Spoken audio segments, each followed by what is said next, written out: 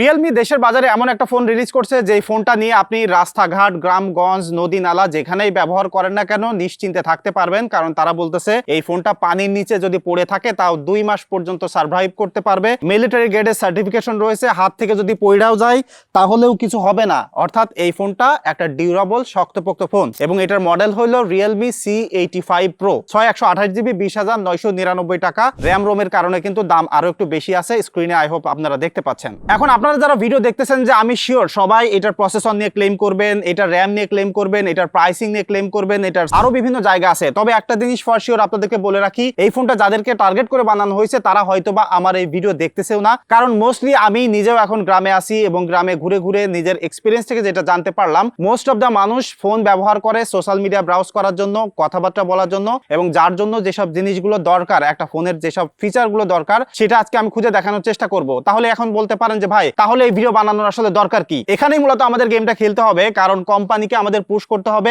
Mass লেভেলের audience থেকে শুরু করে ভ্যালু ফর মানি যেন ডিভাইস হয়ে থাকে। অর্থাৎ যারা ফোন সম্পর্কে ভালো বুঝি, যাদের ভালো পারফরমেন্স দরকার, তাদের যেন বেশি টাকা খরচ করে ফোন না কিনতে হয়, এরকম একটা বাজেট ফ্রেন্ডলি ফোন কিনলেই কাজ হয়ে যায়। তো সেই সাধারণ ব্যবহারকারী থেকে শুরু করে একজন ইন্টারমিডিয়েট লেভেলের ব্যবহারকারীদের গ্যাপটাকে কতটুকু পূরণ করলো C85 Pro সেটাও কিন্তু আজকের ভিডিওতে ক্লিয়ার হবে। তো একদম প্রথমত ডিজাইনটা দেখেন, আপনাদের কাছে কার কেমন লাগলো সেটা অবশ্যই কমেন্ট করে জানাতে পারেন। তবে আমি বলতে পারি বাজেট ফ্রেন্ডলি ফোন হিসেবে এটার ডিজাইনটা যথেষ্ট ইউনিক এবং প্রিমিয়াম লুকিং আছে। টোটালি প্লাস্টিক বিল ব্যবহার করা হয়েছে, বাট এখানে কিন্তু IP69 Pro রেটিং রয়েছে। তো লং টাইম ধরে ব্যবহার করতে গেলে ডিউরাবিলিটির পাশাপাশি সুন্দর একটা ডিজাইন এটা অফার করতেছে। এই ফোনটাতে ব্যবহার করা হচ্ছে স্ন্যাপড্রাগনের 685 প্রসেসর। এখন এই প্রসেসরটা দেখে অনেকেই বলতে পারেন যে ভাই প্রসেসরটা ভালো না, যেমনটা আমি ভিডিও শুরুতেই বলতেছিলাম। বাট আপনি যদি অ্যাজ এ নর্মাল ইউজার হয়ে থাকেন, লাইক সোশ্যাল মিডিয়া ব্রাউজ করেন, টিকটক, ফেসবুক, ইউটিউব, তাহলে এই ফোনটা আপনার জন্য মোর দ্যান ইনাফ হয়ে যাবে। কারণ এর সাথে 6GB বা 8GB করে আপনার র্যাম পেয়ে যাবেন। স্ন্যাপড্রাগনের প্রসেসর হওয়ার কারণে লং টাইম ধরে ব্যবহার করতে গেলে ভালো একটা স্টেবিলিটি পাওয়া যাবে। এখন সহজ কথায় ফোনটা কাদের জন্য? যারা লং টাইম ধরে একটা ফোন ব্যবহার করতে চান, শক্তপোক্ত ডিউরেবল হইতে হবে তাদের জন্য। কিন্তু যারা হেভি গেমিং করতে চান, প্রচুর মাল্টিটাস্কিং করেন, তাদের জন্য অবশ্যই এটা ফোন না। কারণ এটা অফিসিয়াল ফোন, যে বাজেট সেগমেন্টে কিনতেছেন সেখানে আসলে এরকম এক্সপেকটেশন রাখা যায় না এবং সেই ক্যাপাবিলিটিও আসলে এই প্রসেসরটা নাই। তবে এই ফোনটা যাদেরকে টার্গেট করে বানানো হয়েছে তাদের জন্য খুবই গুরুত্বপূর্ণ একটা বিষয় হলো ফোনটার ডিসপ্লে, যেটা বড় হইতে হবে, কালারফুল হইতে হবে, স্মুথ হইতে হবে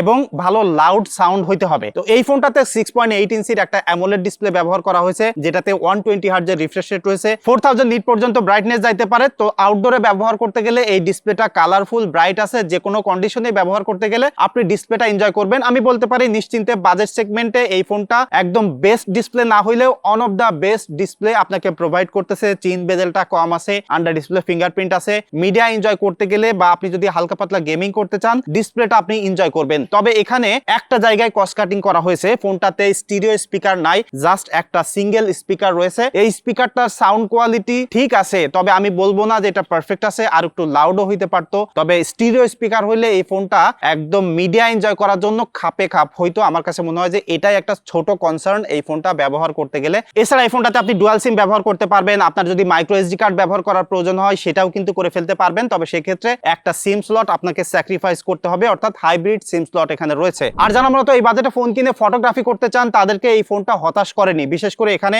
মেইনলি আপনারা 50 মেগাপিক্সেল একটা মেইন সেন্সর দেখতে পাচ্ছেন। এটা দিয়ে আপনি ছবি তুলতে পারবেন নাইট মুডে, প্রপার লাইটে, অর্থাৎ সব ধরনের লাইটিং কন্ডিশনে ছবি তোলার জন্য ফোনটা অপটিমাইজ আছে। এবং যে ফটো কোয়ালিটি স্ক্রিনে আপনারা দেখতে পাচ্ছেন সেটা লিটারালি রেডি টু আপলোডের মতো, অর্থাৎ কালারফুল, ফেসটাকে একটু রিটাচ করতেছে, মোটামুটি ভালো ডাইনামিক রেঞ্জ ক্যাপচার করছে। সো বাজেট সেগমেন্ট হিসেবে আমি বলবো যে এই বাজেটে আমি এখনো পর্যন্ত যেসব ফোনগুলো চালিয়েছি তার মধ্যে থেকে এইটার ফটোগ্রাফিটা আমার বেশি ভালো লাগছে। এখানে আপনি পোর্ট্রেট তুলতে পারবেন, তবে সেখানে ডিজিটাল জুম না থাকলেও মোটামুটি আপনারা স্যাম্পলগুলো দেখে বুঝতে পারতেছেন যে এজ ডিটেকশন, ব্যাকগ্রাউন্ড ব্লার যথেষ্ট ভালো আছে। তবে অবশ্যই এখানে একটু ডিজিটাল জুম হইলে একদম জিনিসটা খাপে খাপ হইতো। তবে এইটা এডিট করার জন্য কিন্তু এই রিয়েলমির যে এআই জিনি এডিটিং আছে সেই ফিচারটা কিন্তু এখানে রয়েছে। অর্থাৎ যারা এডিটিং এ অত বেশি সময় দিতে চান না, হাত দিয়ে জেস্টার ব্যবহার করে বিভিন্ন ধরনের ম্যানিপুলেশন করতে চান না, তাদের জন্য কিন্তু এখানে জাস্ট আপনার ভয়েস কন্ট্রোল দিয়ে এডিট করতে পারবেন। It's like magic. আপনি বাংলায় বলেন বা ইংলিশে ইংলিশে বলেন, যেভাবে বলেন না কেন জাস্ট কিন্তু ম্যাজিকের মতোই আপনার ফটোকে এডিট করে দিতে পারবে। এটা নিয়ে আমি একটা ডেডিকেটেড শর্টস ভিডিও বানাবো, সেখান থেকে আপনারা আরো ক্লিয়ার আইডিয়া পেয়ে যাবেন। আমার কাছে মোটামুটি বাজেট সেগমেন্টে যথেষ্ট ভালো লাগছে। স্যাম্পল গুলো দেখে আপনাদের কেমন লাগলো সেটা অবশ্যই কমেন্ট করে জানাতে পারেন। এটাতে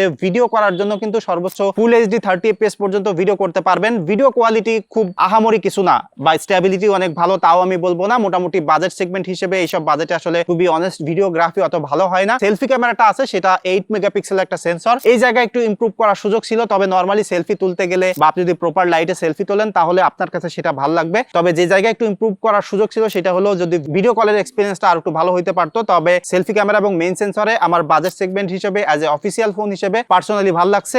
এখন আসি এই বাজেট সেগমেন্টের সব থেকে গুরুত্বপূর্ণ পয়েন্ট হলো ব্যাটারি ব্যাকআপ। 7000 মিলিঅ্যাম্পিয়ার একটা ব্যাটারি ব্যবহার করা হয়েছে, যেটা 45 ওয়াট পর্যন্ত ফাস্ট চার্জ করতে পারবেন। এটাতে বাইপাস চার্জিং সাপোর্ট করে, তার পাশাপাশি এখানে কিন্তু রিভার্স চার্জিংও সাপোর্ট করে। তো এটা দিয়েও কিন্তু আপনি অন্য ফোনকে চার্জ দিতে পারবেন। এবং 7000 মিলিঅ্যাম্পিয়ার একটা ব্যাটারি, আপনি বুঝতেই পারতেছেন এটা লিটারালি একটা পাওয়ার ব্যাংক। লং টাইম ধরে ব্যবহার করতে গেলে সারা দিন আপনি যেমনি ইচ্ছা ইউজ করেন, একদিনে ব্যাটারি ব্যাকআপ শেষ করতে পারবেন না। তো এই বাজেট সেগমেন্টে যারা ফোন কেনে তারা চায় ভালো ডিসপ্লে, ভালো সাউন্ড কোয়ালিটি, ভালো ব্যাটারি ব্যাকআপ এবং একটা শক্তপোক্ত ফোন যেটা পড়ে গেলে পানিতে ভিজলে কাদা টাদা লাগলে কিছু হবে না। সেই জায়গা থেকে এই ফোনটা যথেষ্ট ভালো আছে। আমি বলতে পারি গতবারের C75 থেকে মোস্ট অফ দ্য জায়গায় রিয়েলমি ইমপ্রুভ করছে, যেটা আসলে আমাদের বাজার অনুযায়ী প্রয়োজন ছিল। তবে এখানে আমি যেটা বলছিলাম, যারা আসলে একটু বেশি পারফরমেন্স সেন্ট্রিক ফোন খোঁজে তাদের জন্য কিন্তু এখানে রিয়েলমির অনেক গ্যাপ পূরণ করার সুযোগ আছে। তবে এখনো পর্যন্ত আমি একটা স্টেটমেন্ট দিতে পারি, তাদেরকে টার্গেট করে এই ফোনটা বানানো হয়েছে, তাদের জন্য এইটা অবশ্যই একটা ভ্যালু ফর মানি ডিভাইস হবে। এখানে আপনার যদি কোনো মতামত থাকে সেটা অবশ্যই আপনি কমেন্ট করে জানাতে পারেন, আর ফোনটা কেমন লাগলো সেটা অবশ্যই কমেন্ট করে জানাতে পারেন। দেখা হচ্ছে পরবর্তী ভিডিওতে।